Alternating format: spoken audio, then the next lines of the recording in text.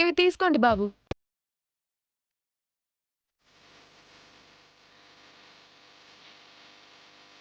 ఏమ్మా, ఇవి చాలా కాస్ట్లీవి. బంగారం అమ్మా ఇవి. చాలా కాస్ట్లీవి. మా పుట్టింటి వాళ్ళు పెట్టారు. చాలా సార్లు కట్టా కదా అని ఇస్తున్నాను. ఒక్క చీరకే ఈ బండ్ల సామాన్లన్నీ వస్తాయి. పర్వాలేదులేండి. ఆ రెండో చీర కూడా మీరే ఉంచుకోండి. నేనేమి లేని దాన్ని కాదు. నా దగ్గర చాలా చీరలు ఉన్నాయి. తీసుకో. మాకేం వద్దు బాబు.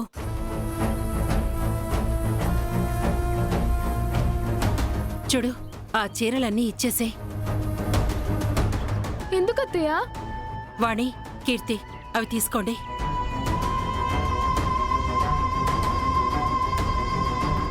ఏమ్మా, గిన్నెలొద్దా? ఈ చీరలు తీసుకొని ఆ గిన్నెలివ్వు. ఈ చీరలకైతే ఈ 2 గిన్నెలే వస్తాయమ్మా. సరేనయ్యా, ఎన్నొస్తే అన్నివ్వు. అత్తయ్య, ఈ గిన్నె తీసుకుందామా? ఇవి ఆల్రెడీ ఉన్నాయి కదా, అవ్వొద్దు. ఇది చూడు. ఏమ్మా, మీరిచ్చిన చీరలకి అవి రావమ్మా. ఆ చేతిలో ఉన్నవి మాత్రమే వస్తాయి.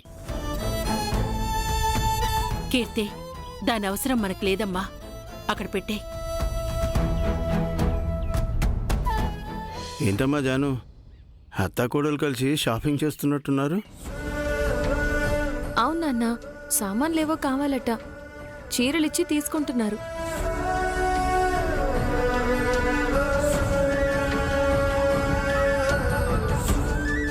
గిన్నెలమ్మా, గిన్నెలు. స్టీల్ సామాన్లమ్మా, స్టీల్ సామాన్లు. అమ్మా, కీర్తి చీరకి మొత్తం సామాన్లన్నీ వచ్చేవి కదా.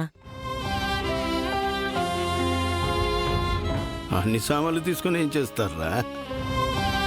వేరు కాపురం పెట్టుకుంటారేమోలే. అంత అదృష్టం మాకెక్కడిది? చూడు కీర్తి, నువ్వు కోటీశ్వరాలి కూతురువని ఊరంతా తెలియ.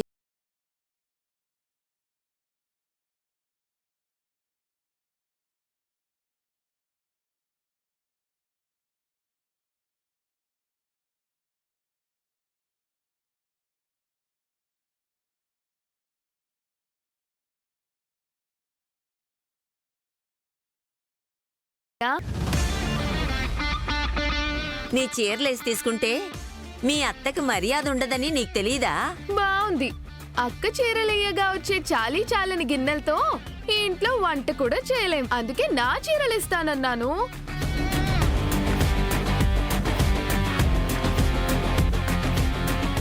ఆ వ్యత్యాసాలే వద్దమ్మా. అవసరం కోసం మనం ఏదైనా చేస్తే తప్పులేదు, కానీ బడాయి కోసం ఏదైనా చేస్తే మనమే నష్టపోతాం. మావయ్య గారు, దావు చూపించాల్సిన అవసరం నాకేంటి? నేను పుట్టుకతోనే కోటీశ్వరాల్ని. అత్తయ్య గారిలాగా నేనేమి మధ్య తరగతి ఇంటి నుంచి రాలేదు.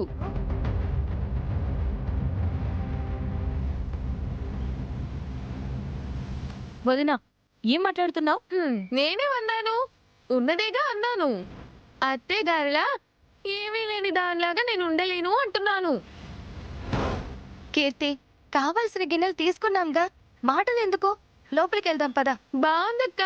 నేనేదో తప్పుగా మాట్లాడినట్టు అందరూ నన్ను అంటారేంటి? ఆయన మన పుట్టింటి నుంచి ఎవరో ఒకరు పలకరించడానికి అప్పుడప్పుడైనా వస్తున్నారు. కానీ అత్తయ్య గారి పుట్టింటి నుంచి ఎవరూ రాలేదు అంటే వాళ్ళకి ఇక్కడ రావడానికి ఛార్జీలకు కూడా డబ్బులు లేని స్తోమతలో ఉన్నారేమో. ఆపమ్మా, ఆపు. అసలు లక్ష్మి గురించి ఏం తెలుసమ్మా నీకు? ఏమండి, ఆవేశపడకండి. కీర్తి ఏదో తెలిసి తెలియక మాట్లాడుతోంది. అది కాదు లక్ష్మి, అలా మాట్లాడు. ఏమండి, నేను చెప్పేది వినండి, అర్థం చేసుకోండి.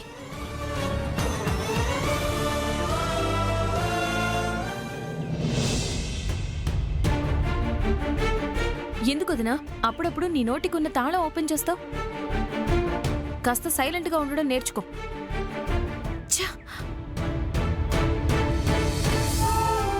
బేబీ,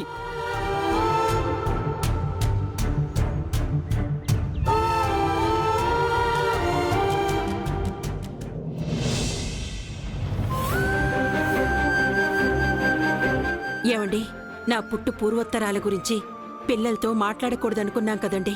నిజమే లక్ష్మి, కానీ కీర్తి అలా చీరల విషయంలో నేను చులకన చేసి మాట్లాడడం నాకు నచ్చలేదు. అంత గొప్పింటి పిల్లను మన అబ్బాయి ప్రేమించి పెళ్లి చేసుకున్నాడు. కీర్తి ఇక్కడ అడ్జస్ట్ అయి ఉండటమే ఎక్కువ. అదేంటి లక్ష్మి అలా మాట్లాడతావు? నువ్వు ఎలాంటి ఇంటి నుంచి వచ్చావో నీకు తెలుసు కదా. మనకు తెలుసండి.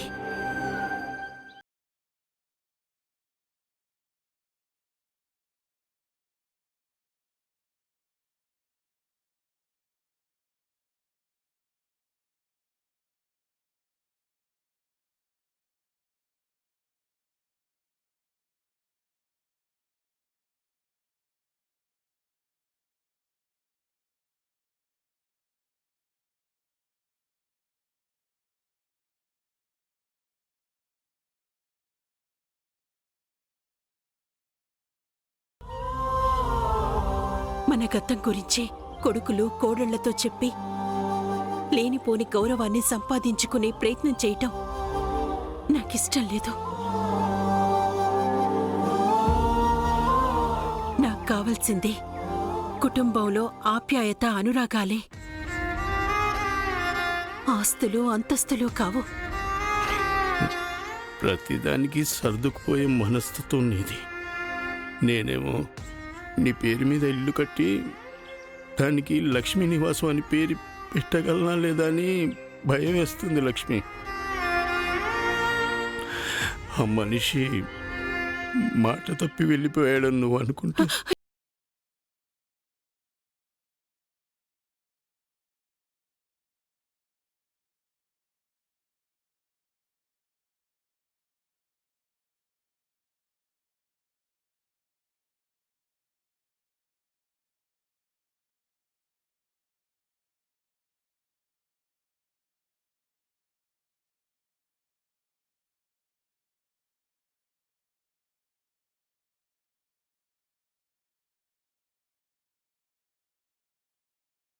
కష్టపడేవారు వేరు, ఇష్టపడేవారు వేరవుతారు. మీరెక్కువగా ఆలోచించకండి. కూతుళ్ళ పెళ్ళైపోతే సగం సమస్యలు తీరిపోతాయి. ఆ తర్వాత ఆ ఇల్లు కట్టడం గురించి ఆలోచిద్దాం. నా రిటైర్మెంట్ డబ్బులు వస్తే నేనేం చేయాలో ఒక బుక్లో రాసి పెట్టించాను లక్ష్మి. అది తప్పకుండా జరగాలి లక్ష్మి, తప్పకుండా జరగాలి.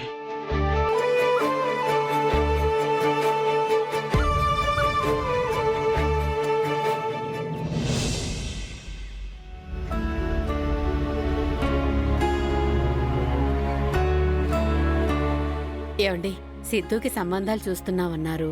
ప్రయత్నాలు ఎంతవరకు వచ్చాయండి? బ్రోకర్కి పురమాయించాను. మన స్థాయికి తగ్గ సంబంధాలు దొరకాలంటే టైం పడుతుంది కదా. టైం ఏం పట్టట్లేదు. రాజకీయ నాయకులింటికి అమ్మాయినివ్వాలంటే ఒకటికి 10 సార్లు ఆలోచిస్తున్నారు. ఏ నిన్ని ఇంటికి కోడలిగా పంపించేటప్పుడు కూడా మీ అమ్మా నాన్న అలాగే ఆలోచించారా? అప్పుడంటే మావయ్య గారు ఎమ్మెల్యే హోదాలో ఉన్నారు కదా బామ్మగారు. ఇప్పుడు మాజీ అయ్యారు, మామాజీ. నీలిమా, నువ్వు లోపలికెళ్ళు. అదేంటండి, ఇప్పుడేగా రూమ్లోంచి వచ్చాను. వచ్చినా నువ్వు ఊరుకోవు కదా. రే ఆగు. అమ్మాయి అన్న దాంట్లో అర్థం ఉందిరా. ఇప్పుడు నేను ఎక్స్ఎమ్మెల్యేని కాబట్టి కట్న కానుకల విషయాల్లో హెచ్చుతగ్గులుంటాయి. ఇలా అంటున్నానని మీరింకోలా అనుకోకండి. మనకి లేని డబ్బా ఈ ఇంటికి కోడలుగా వచ్చే అమ్మాయి కూడా కోట్లు పట్టుకురావాలా? చూడండి, అందం అనుకువ ఉండి మర్యాదిస్తే సరిపోతుంది కదా. ఆ 3 అంటే కష్టమే అత్తయ్య గారు. ఎందుకు లేరు? కీర్తి వాళ్ళ ఆడపడుచు తులసి ఉంది కదా. విశాలాక్షి! ఆ?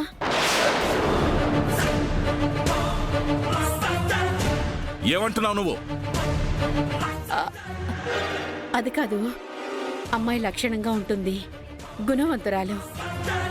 మన కోడలుగా చేసుకుంటే బాగుంటుంది కదా అని ఆగు. చనువిస్తే చాలు మా భుజం మీద కూర్చుని కబుర్లు చెప్తావు.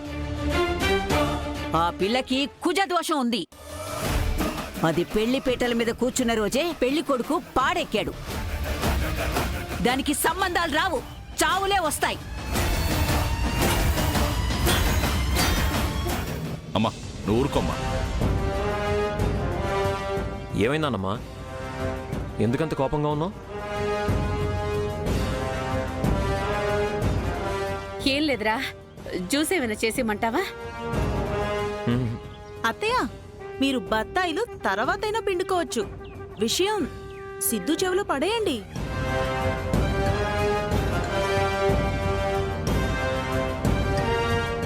ఏంటమ్మా అది? సైలెంట్గా ఉండలేవా నీలిమా? ఇందులో దాచేదే ఉందిరా. మీ అమ్మకో అమ్మాయి తెగ నచ్చి ఇంటి కొడలుగా తెచ్చుకోవాలనుకుంటుంది. వేరే పనేం లేదు కదా. పోన్లే సరే, ఈ పనైనా సక్రమంగా చేసిందా అనుకుంటే పోయి నీకు ఎవరిని భార్యగా తీసుకురావాలనుకుందో తెలుసా? నీ చెల్లెల్ని ఎత్తుకుపోయి పెళ్లి చేసుకున్న ఆ హరీష్ గాడి అక్కని. చాలన్నా, ఇంకేం చెప్పకు.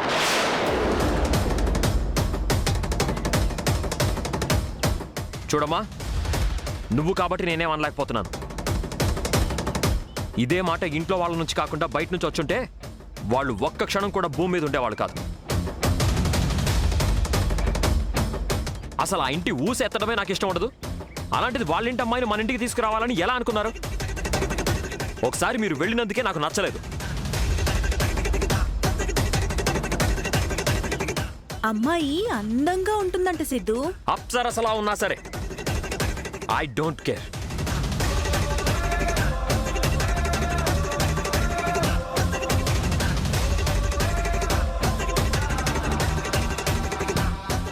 విన్నావా విశాలాక్షి? వాడి పెళ్లి గురించి నువ్వు ఆలోచించడం మానేస్తే బావుంటుంది. బయట సంబంధాలు చాలా వస్తాయి కదమ్మా, ఇప్పుడు తొందరపట్టం ఎందుకు? సంబంధం ఖాయం చేస్తే 100 ఓట్లైనా కలిసి రావాలా? అలా ఉండాలి సంబంధం.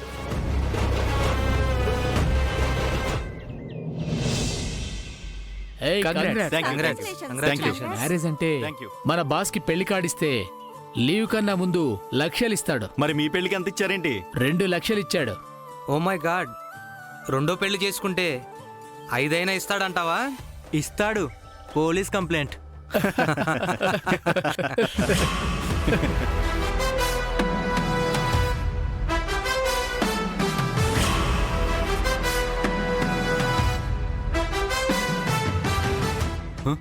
బాస్ వస్తున్నాడు. Good morning sir. Good morning. Good morning sir. ఏంటి స్ట్రైక్ చేస్తున్నారా? లేదు సార్, నా పెళ్లి ఫిక్స్ అయింది సార్. అందరూ విష్ చేస్తున్నారు sir. It's my wedding card sir. Oh I see. Congratulations Yash. నా పెళ్లికి మీరు తప్పకుండా రావాలి సార్. యా, ఇంతకీ ఏ date? 12th sir. Ramu sir. Check.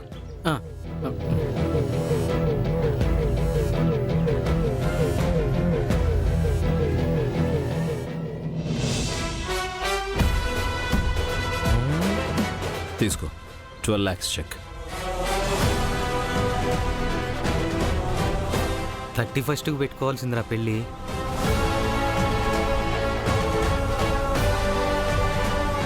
Sir, పెళ్లికి 10 days లీవ్ కావాలి సార్. 20 days తీసుకో.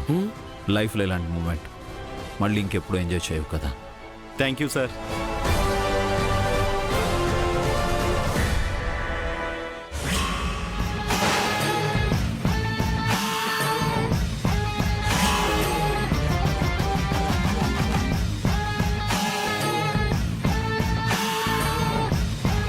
యష్, పెళ్లి కూతురు పేరు? జాను సార్, తన ముద్దు పేరు. ఓ నైస్. చూడు యష్, ఇమ్మీడియట్గా నీ పెళ్లి క్యాన్సిల్ చేసేసుకో. సార్. లేదా పెళ్లి కూతురునైనా మార్చేయి. సార్, ఏమంటున్నారు సార్? చెప్పాను కదా, పెళ్ళైనా క్యాన్సిల్ చేసుకో, పెళ్లి కూతురునైనా మార్చు. అది నా చేతిలో లేదు సార్. అయితే ఇది కూడా నీ చేతుల్లో ఉండదు sir. Sir. Ramu, sir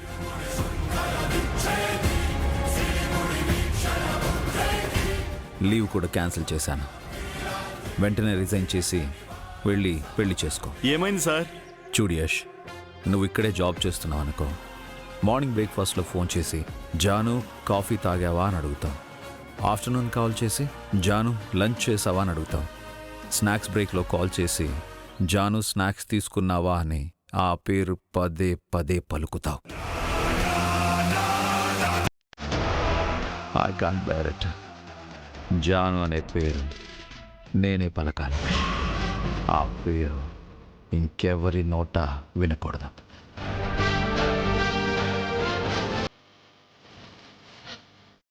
You're fine now. Get out from here. నీ బ్యాడ్ లక్ పో.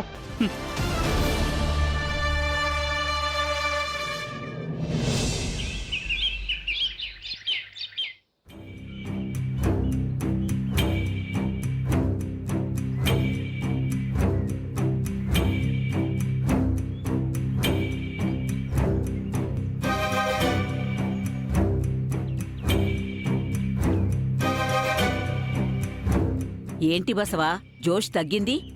ఆటలోనా నాలోనమ్మా? ఆటలో అయ్యుంటే ఈ పాటికి చేతులు ఎత్తేసుండేవాడివి.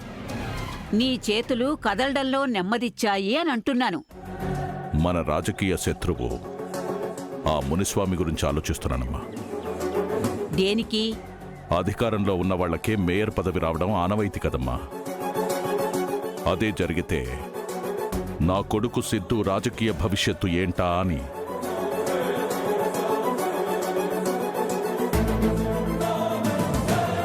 చెక్ బసవా. అవునమ్మా. నమస్తే నమస్తే అండి. నమస్తే. నమస్తే సిద్ధు బాబు. కూర్చోండి. నీ రాజుకి చెక్ పెట్టాను బసవా.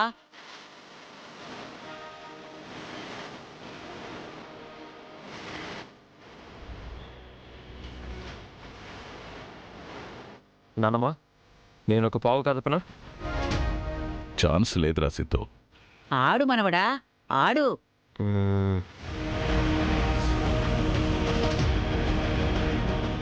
చెట్నానమ్మా, ఇప్పుడు నువ్వైనా నాన్నైనా ఆటలో ముందుకెళ్ళలేరు. It's a draw. శభాష్రా మనవడా. అదెలా సిద్ధు? నాన్న, గెలవాలని ఆలోచిస్తే ఆగిపోతాం. నిలువరించిన అది గెలిపే అవుతుంది.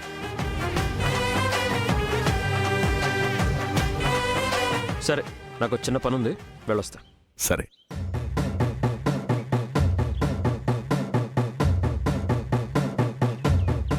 బసవా, నా మనవడి మాయ అర్థమైందా? అర్థం కాలేదమ్మా. ఏంటి? మునిస్వామిని గెలవాలని గింజుకోవద్దు, వాణ్ణోడించు. ఎలాగమ్మా? నీకు రాజకీయ వారసుడెవరు? ఇంకెవరు? సిద్ధు. మునుస్వామికి వారసులు ఎవరున్నారమ్మా? ఒక్కగానొక్క కూతురు కనిష్క.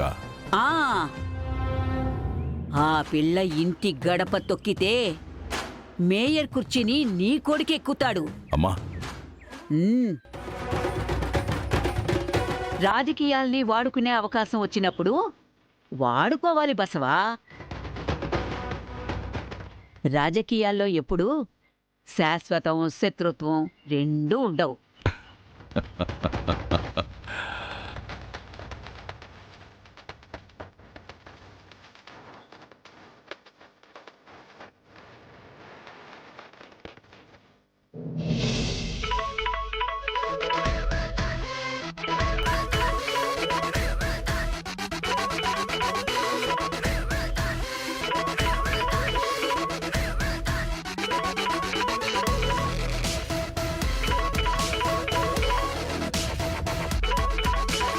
ఏమండి, మీకు ఫోన్ వస్తుంది చూడండి. నేను మళ్ళా మాట్లాడతాను. హలో బసవా, ఏప్రిల్ నెల పూర్తి వస్తుందని నన్ను ఫోన్లు చేయడానికి ఫోన్ చేసావా ఏంది? లేకపోతే నువ్వు నాకు కాలు కొట్టడం ఏందబ్బా? ఎన్నికలు పక్కన పెట్టి మన ఇంటి ఆడాళ్ల కలను నెరవేర్చాలనుకుంటున్నాను మునుస్వామి. ఏంటో అది? ఏమీ లేదు, నీతో వియ్యం అందుకోవాలనుకుంటున్నాను మునుస్వామి.